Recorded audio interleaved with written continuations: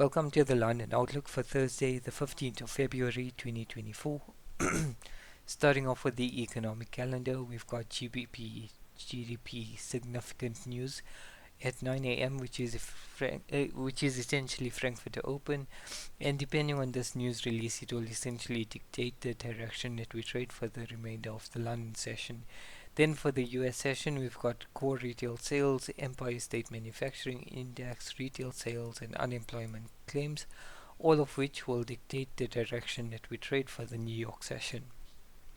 So there's a number of red folder news events, however the most significant of which will be the GBP GDP, as this is a highly significant news event and will often result in significant volatility. However, having said all of that, let's look at the 4-hour or daily charts and then we'll move down the time frames. In terms of the daily charts, we don't have any consecutive bearish candles. Well, we have two, and my rate plan caters for 3 or more to then dictate the daily bias. However, we don't have that yet. What we can see from the daily is that we do indeed have a confirmed bearish market trend, which was established sometime last week. From a 4-hour perspective, we can see that more clearly. However, if we pay attention to recent 4H order flow, what we can see is that we recently interacted with this pro-trend extreme OB. Since then, we then invalidated any pullback phase OBs because the pullback phase achieved its objective, and then we had the last point of supply for the pullback phase being this candle right here, which then failed. And as a result of that, the pro-trend primary leg was then validated. In this leg, you can see we have the main OB right here, and then we do have this primary, we have two primary 4H OBs associated with the pro-trend primary leg, the first being this and the next being that. However, that doesn't really change anything from a mid-time frame perspective, where the higher time frame narrative supports shorting, with the ultimate target being this external range liquidity situated right here. Given that today is a Thursday and that the high of the week is likely already established on Tuesday, it doesn't really make sense to hold any trades into this target, as I guess we won't be well positioned relative to the high of the week. So whatever trades I do take, they will be closed in the day.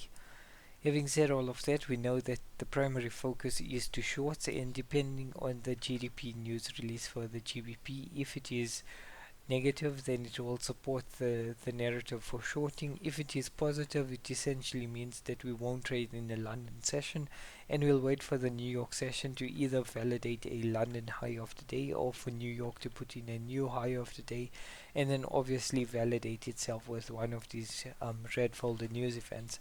However, we'll wait for those news events to then trade accordingly. In terms of what is happening right now, we can see both a high of the day and low of the day is at play. However, neither of which are tradable until we have some sort of validation, and that validation will come at 9 a.m. when we actually have some volatility, which will likely create a Frankfurt high or low, which will either sweep the Asia high or the Asia low, and then we can trade from that point onwards.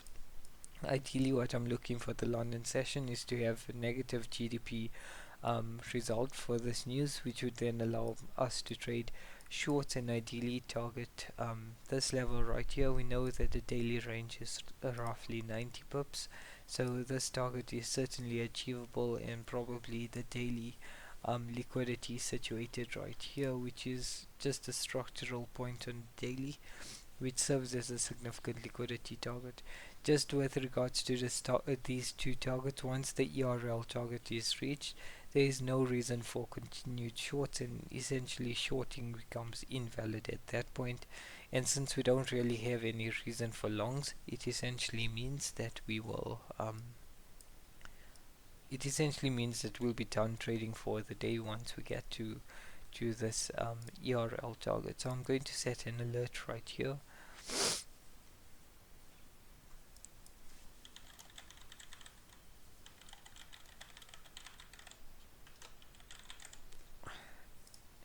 And then I'll set an alert at the Asia range high and low, um,